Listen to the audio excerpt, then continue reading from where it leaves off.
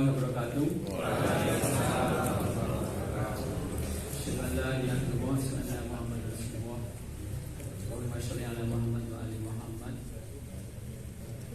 Alhamdulillah kita dikumpulkan di sini. Ini forum yang luar biasa buat saya, terutama buat saya. Ini hari bersejarah buat saya. Jadi yang tahu persis di forum-forum yang lain saya nggak pernah tampil karena saya dianggap pendiam. Kok di sini dikerjain mereka berdua harus tampil. Oke. Biasanya saya hanya menyelesaikan urusan seperti ini dengan suami ke istri. Ke istri biasanya di tempat ini juga biasanya cukup istri yang berangkat. Kok saya sekarang harus di forum ini, jadi nanti kalau ada sesuatunya dimaklumi saja. Oke. Salawat salam kita kepada Nabi Sallallahu Muhammad SAW, panutan kita dalam semua sisi kehidupan, sisi termasuk ekonomi, mana beliau di waktu masih belia, usia 12 tahun sudah menjadi importir. Importir dia usaha lintas negara. Jadi kita semua kehidupan dari si Nabi kita mencontohkan. Ini untuk perkenalnya pada paham belum ya dengan saya? Belum ya. Perkenalannya sih lama dia waktunya habis ya. Ya, nggak apa-apa. Oke. Saya tinggal di Garung, Pasar. Lahir di situ. Dulu sekolah TK masih Pertiwi karena waktu itu belum ada TK Aba. Alhamdulillah setelah saya SD di Garung muncul TK Aba.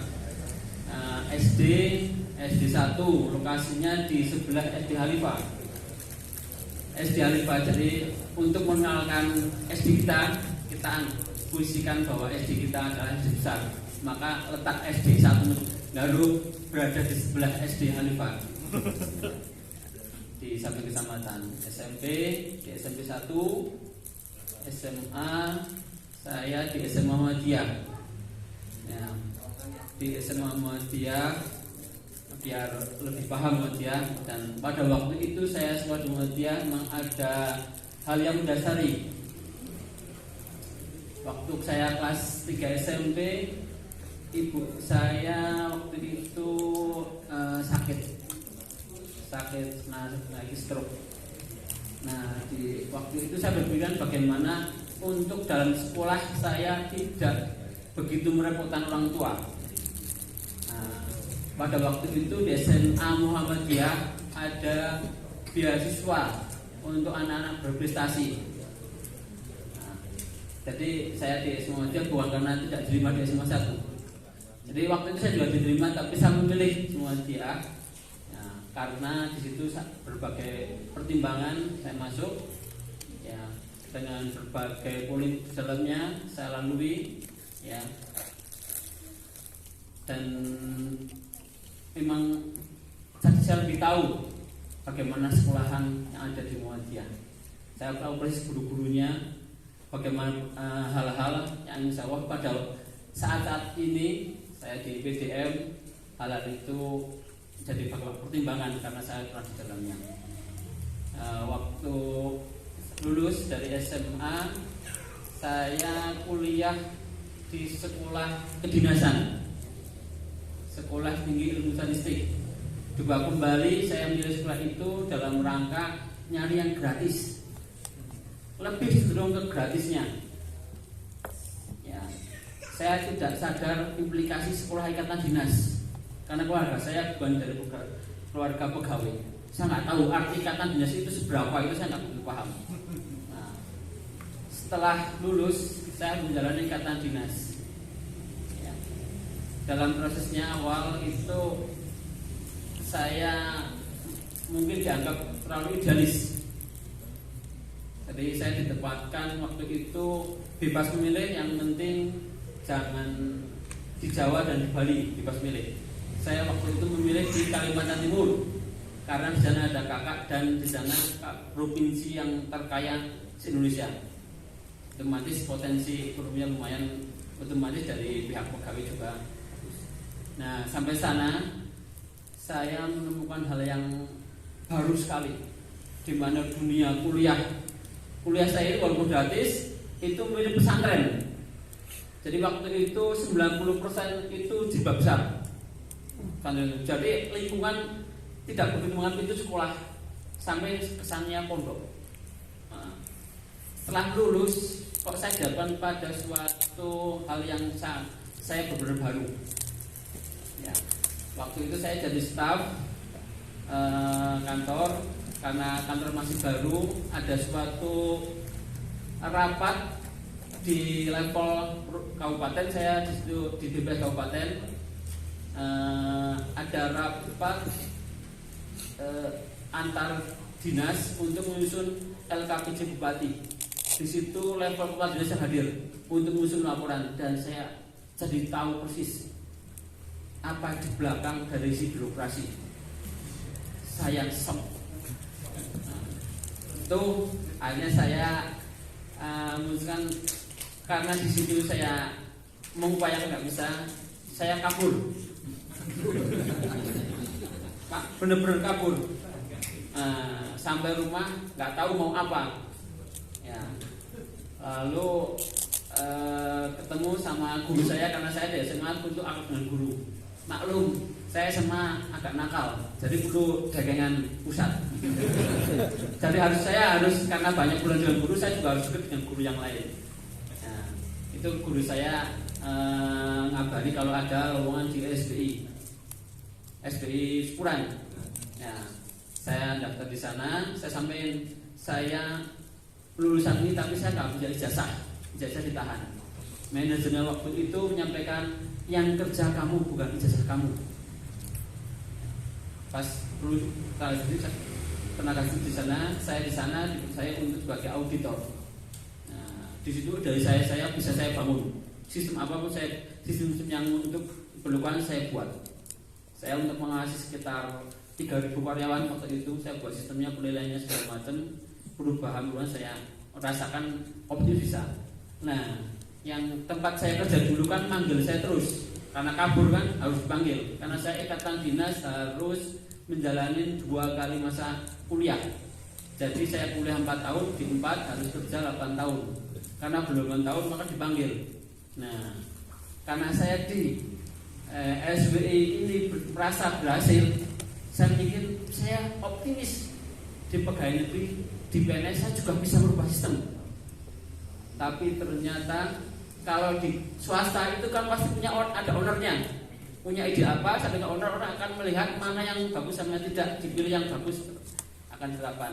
Dan pada waktu saya ngurus itu kembali ke pegawai negeri, tetap ternyata pegawai negeri tidak ada ownernya. Maka usulan saya sampai ke pusat juga nggak bisa. Nah, terpaksa saya harus keluar lagi dengan mengajukan surat pengunduran diri, karena ingin saya mengabdikan balas budi. Di sini saya nggak bisa, saya cari lahan yang lain. Itu surat pengunduran diri saya seperti itu. Nah, mau ngapain? Insya Allah di luar ada, saya nggak tahu mau apa. Nah, dan saya di rumah, jangan tanggapan orang rumah itu salah satu, itu urusan di kantor. Di rumah sekarang ibu sakit, kakak saya yang nungguin itu perempuan, maka menurut saya lebih punya kewajiban untuk ngurus tua daripada saya di luar nggak jelas, kerja juga nggak bisa benar. Lebih tepat saya pulang. Walaupun di rumah saya di puisi itu dipuisikan, silakan kamu ngapain, yang penting jangan merepotkan. Bayangkan, kita di luar ini, di luar silakan ngapain tapi jangan merepotkan. Nah, akhirnya saya nganggur. Kalau ke swasta udah pernah seperti itu. Nah, dengan nganggur itu saya mencoba, insya Allah saya bisa berwirausaha. Jadi, nah dari situ saya mencari hal-hal terkait kurang usaha, tetapi insya Allah optimis saya bisa, saya pelajarin, tanya sana sini. Pada waktu itu belum ada forum seperti ini. Jadi benar-benar harus kritis. Nah itu tahun nganggur sekitar 1-2 tahun kalau nggak salah, karena pasti banyak hal yang disiapin. Nah akhirnya buka ya. Saya jadi pegawai itu pakai baju posisinya lumayan ya, katakanlah punya seragam segala macam. Buka pertama saya toko itu jujur saya malu. Saya buka itu dengan membelakangi jalan, buka begini. Karena benar-benar ini apa yang saya lakukan gitu loh. Tapi insya Allah saya jalanin aja. Itu waktu itu hanya berapa meter. Itu dengan saya ingat pokoknya jangan merepotkan. Otomatis saya eksis. Saya juga harus bagaimana saya pulang, jangan sampai yang harus memikirkan orang tua, jangan sampai orang tua memikirkan saya. Nah berjalan sampai sekarang insya Allah sekitar hampir 20 tahun saya dalam berdagang. Dagang pertama toko bahan bangunan itu, lalu mencoba pernah warnet. Warnet yang saya teruskan karena waktu itu tahun 2009 lagi booming banget, tapi saya 2010 saya mau naik gaji. Jadi pada ngomong itu kok nggak pas banget gitu loh. Jadi saya limpahkan kepada teman. Jadi waktu itu bisnis warnet tahun 2009 itu masih bagus. Nah, untuk di sekitar informasi tahun 2009 itu bisnis itu masih kalau 10 juta waktu itu bulan itu masih bisa. Jadi bisa dibayangkan masih lumayan ya. Tahun 10 juta itu masih bisa, tapi karena ini juga kurang ideal secara syar'i, itu saya limpahkan, saya kasihkan orang, silahkan kamu cicil dengan hasilnya. Saya carikan tempat untuk yang penting lepas dari saya. Nah, setelah itu saya buka bengkel biasa, karena tadi saya buka warnet gara-gara teman saya yang kalau nggak salah dari sini, mana Mujahidin, ada dulu warnet pelan-pelan masuk sini ya. Di sini jalan ini. Nah itu teman saya. Nah dia yang ngajarin, malah saya balik ke dia. Lalu saya juga punya teman bengkel. Saya ikut bengkel, tapi ternyata tidak begitu prospek dan agak pelik karena orang bengkel agak kotor kena oli ya. Nah, jadi untuk sholat agak sulit sih, dia agak bersih. Nah, lalu merokok segala macam. Nah, saya ikut lagi.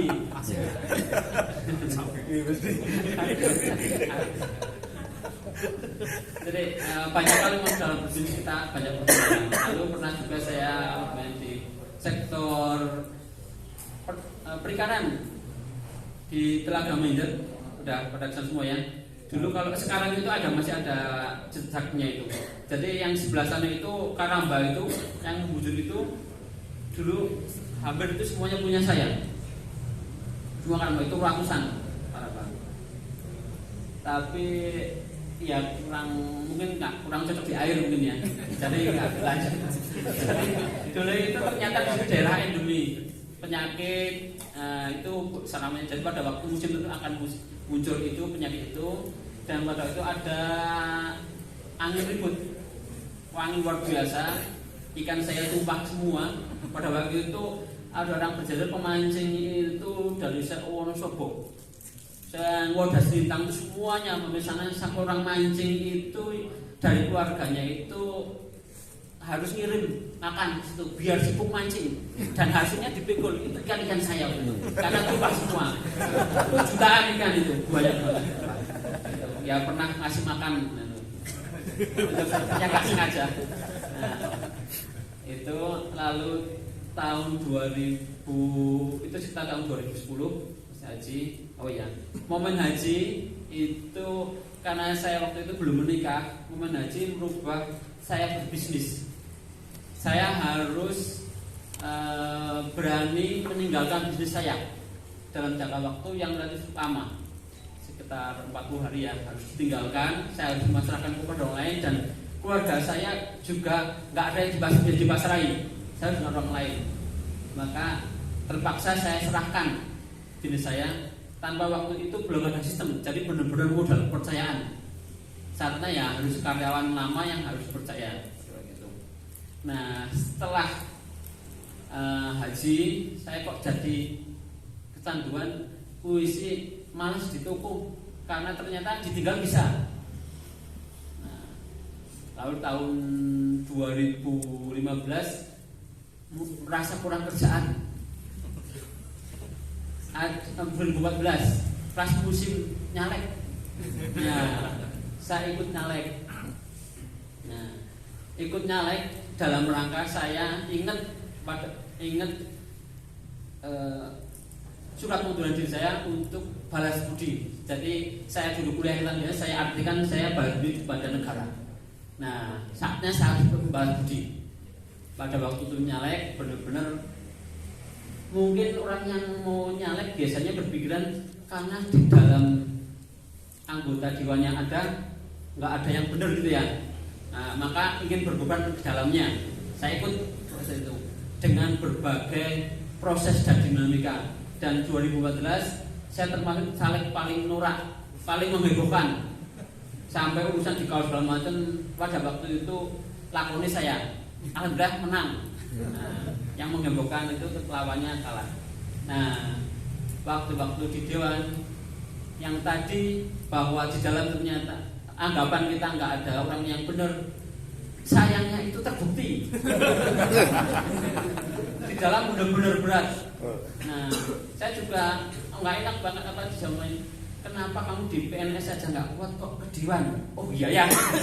Tapi ternyata kan amanah harus diselesaikan. Sampai akhirnya saya pertahankan sampai 5 tahun dengan berbagai perjuangannya. Insya Allah saya lulus. Walaupun sangat aneh. Di teman-teman itu saya sangat aneh. Lainnya rebutan, saya nggak mau dikejar. Lainnya ajar kamu, saya dikejar upload. Insya Allah saya membuktikan bahwa di dalam bisa bertahan, tapi hanya bertahan, tidak bisa melawan. Gak begitu ngefek bergawe nego koncone. Nah di 2019 saya enggak lah konri cok orang nggak begitu bisa berefek. Nah, semuanya total bagaimana saya berjuangkan hal-hal politik di situ saya pelajari terlalu berat dari anggota dewan. Kalau saya puisi kata 2019 dan sepertinya 2024 ini keadaannya sama makanya saya nggak nyari lagi nih. Nah, di tahun 2018 awal saya membuka bisnis baru retail. Tuku kondong namanya Asikmat, ada di Garut. Ambil seperti Suramat. Suramat tahun berapa ya berdirinya? Suramat tahun berapa? 15? Sebenarnya hampir sama. Tapi kalau Asikmat belum punya cabang.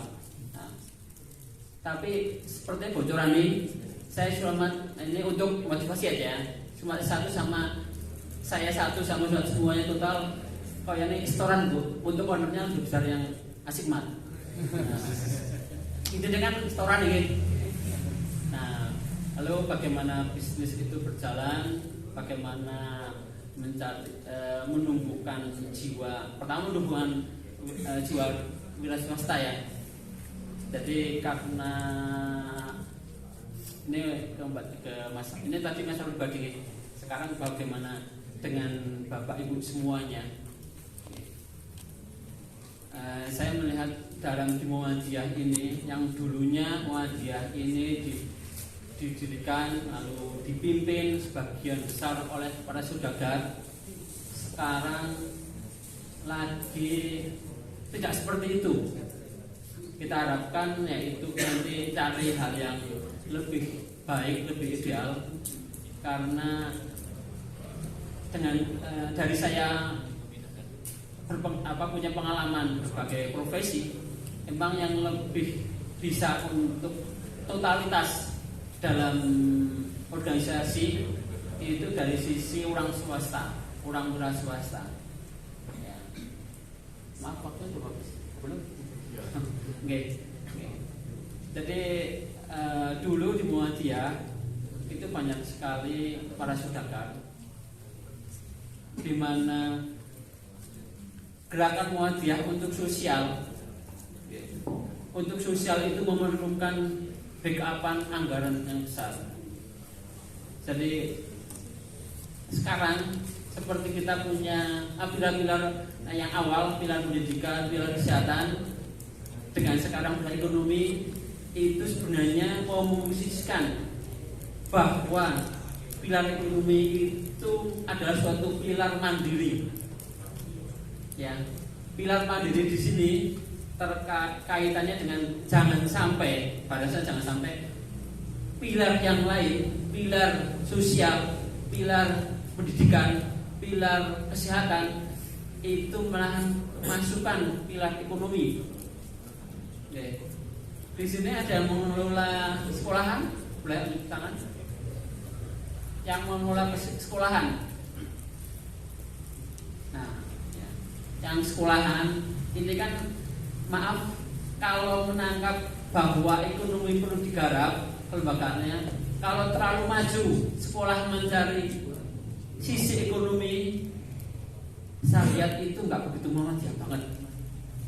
Sebenarnya itu kan fungsi kita di sisi ekonomi. Kalau untuk mandiri silahkan, tapi untuk mencari sisi yang lain, kira malahan perlu lebih ke sosial. Nah, lalu di masalah kesehatan, kita perlu mandiri, tapi tidak begitu perlu mandiri banget secara keuntungan. Cukup karena apa? Kalau ekonomi nggak direm, saya khawatir pendiri Muhammadiyah itu nggak berharap hal seperti itu. Karena pada dasarnya prinsipnya dulu ya Muhammadiyah itu ekonomi adalah dari warga sepanjang Muhammadiyah. Ya. Salah satu untuk mencapainya ya, mindset pertama, tolong Bapak Ibu dalam harapannya kepada anak cucu, tolong di profesinya itu jangan dikebiri. Nama saya tanya gini, coba yang tidak berharap anaknya sebagai pegawai ngacung. Ya. Alhamdulillah ada, walaupun kecil. Tolong itu yang sedikit itu, yang lain tolong mindset ini tolong ditanamkan bahwa jangan dikebiri. Tolong profesi di luar itu nggak kalah mulia, nggak kalah potensi. Insya Allah rezeki Allah itu luar biasa. Tapi kalau kita, saya itu bingung. Ini mau totalitas di organisasi. Ya, padahal personal itu tahu sekarang kalau masuk ASN itu sangat sibuk, sangat sibuk dengan absensi, dengan tugas segala macam itu, artinya kalau nilai itu nggak mungkin total yang lain. Lalu kalau nggak diterima ke kaum yang uangnya lumayan, PKU atau mana, itu kan? Nah, baru terakhir kalau nggak diterima. Ya sih, ya nggak apa-apa kerja usaha, nggak apa-apa itu, maaf itu kalimatnya nggak ridho.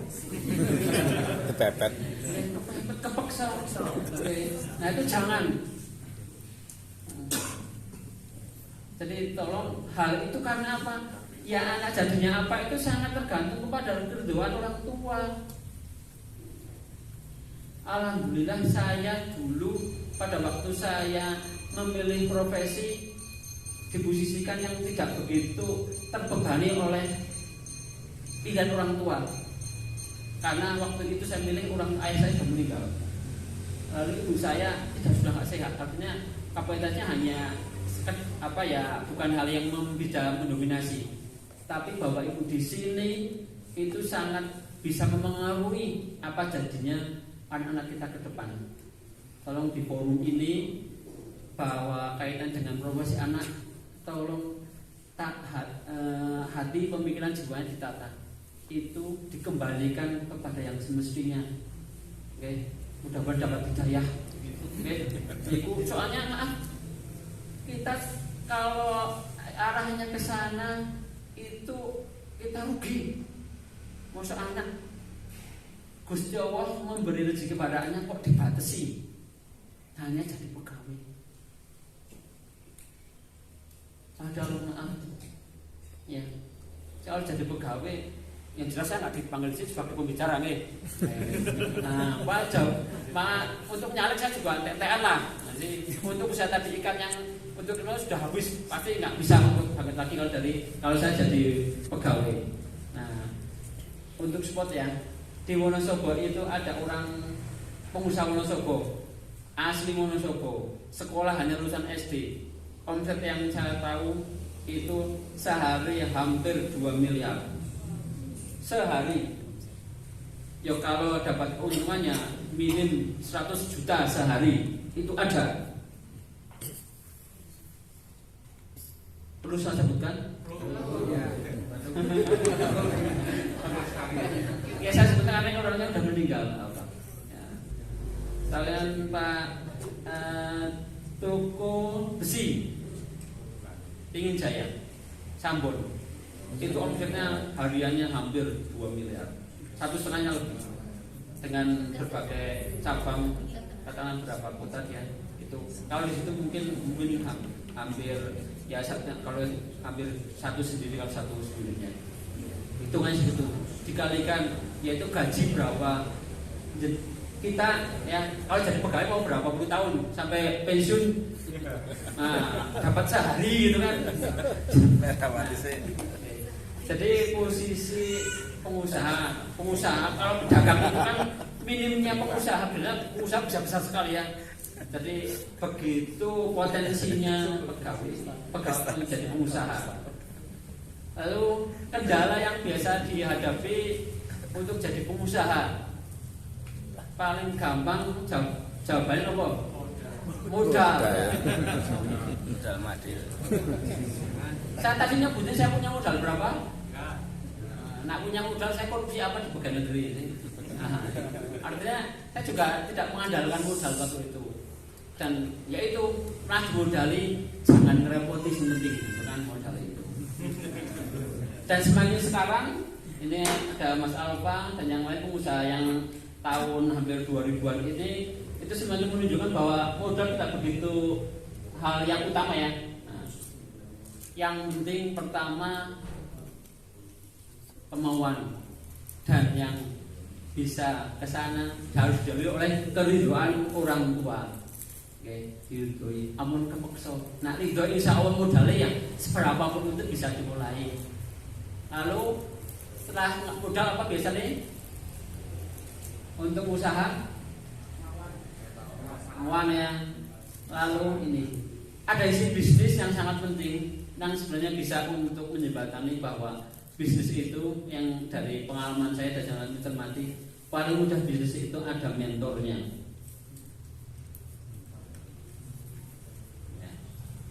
Dan kita di sini kita harapkan forum ini sebagai cikal bakal mentor-mentor para calon-calon pengusaha dan membesarkan pengusaha yang ada di kalangan Muhammadiyah dan Wonosobo. Amin. Jadi orang bisnis itu sering sekali kita khawatir dengan masalah rahasia perusahaan, ya, oke? Aslinya tidak begitu kok. Enggak, bisnis itu dibuka aja nggak apa-apa. Saya siapa aja tanya saya jawab. Karena kalau saya sih karena saya memang punya pemikiran bahwa saya harus berbalas budi. Ilmu saya dari puisi, dapat ilmu dari belajar dari negara, dari organisasi, otomatis milik umat. Saya tanya, saya jawab. Bagaimana caranya? Yuk kita bareng-bareng. Nggak usah ada skrip ini, dan di forum ini memang kita awali untuk nggak usah sungkan. Sing takon ora usah sungkan, sing ditakoni ora usah iki rahasia. Mungkin salah itu adalah jariah kita. Oke. Insya Allah kalau usaha ini hasilnya coba kita di sini hasil dari usaha akan diarahkan kemana? Paling urusan wajah perlu apa sih? Proposal datang.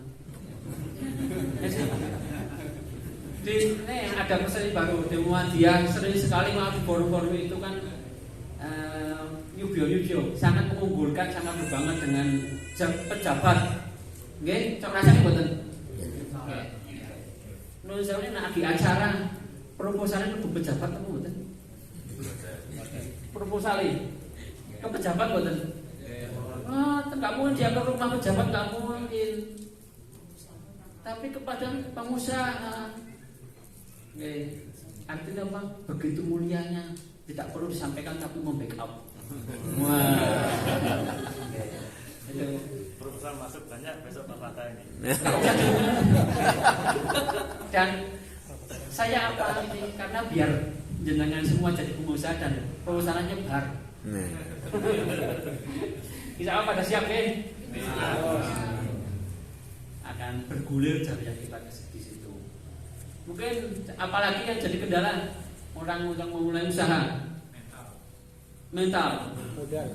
Tadi modal ya, banyak begitu perlu. Kita modal berapa? Contoh berapa? Perlu modal berapa? 10 juta. Untuk apa?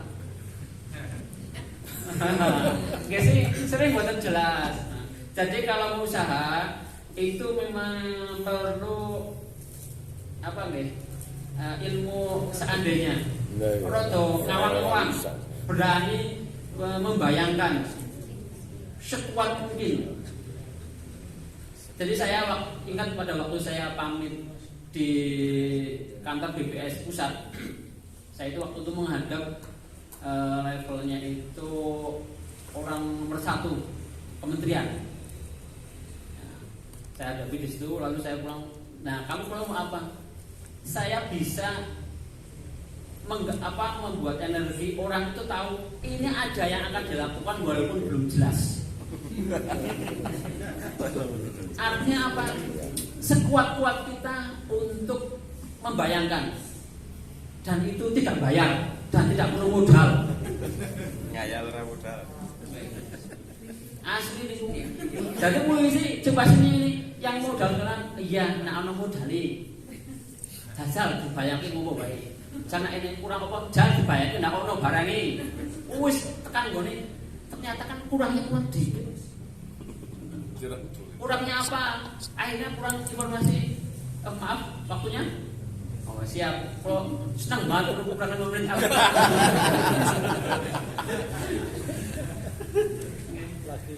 Jadi kita bayangkan insya Allah dari itu yang kurangnya itu tolong nanti di Muhammadiyah kita dari sisi daerah jelas ada lembaga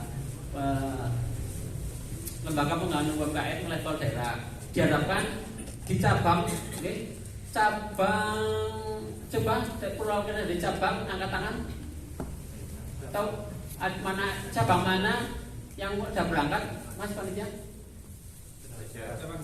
Jajar, Ujung Tengah, Sukoharjo, Kaliwiro, Kaligajar, yang belum datang, Garung, Landi, Kepil, Selamat yang belum datang nih.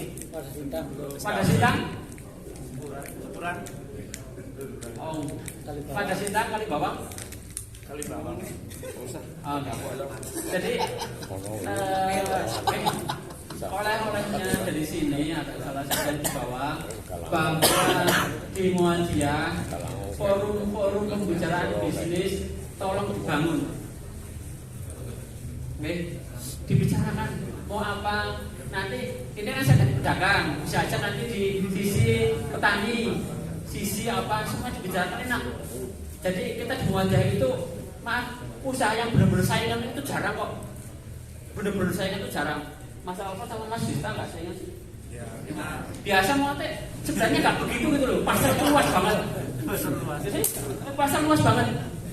Jangan hal itu membuat kita tidak bisa menyatu, tidak bisa bersatu. Kita Muhammadiyah di pilar pendidikan, dewek nglakoni pendidikan royokan sih. Yuk bareng-bareng royok gawean iki, lakon gak sekolahan. Kesehatan bareng-bareng royok KPU, PKU, masuk ya. Wong politik cek bolak-balik antara KPU dan PKU. Oh ya, mungkin nanti kita bisa di sisi diskusi dan jawab. Ini alhamdulillah sekali bisa menyampaikan waktu yang ada. Mungkin ada kurang pasnya dalam saya berkata, mohon dimaafkan. Akhirnya wassalamualaikum warahmatullahi wabarakatuh.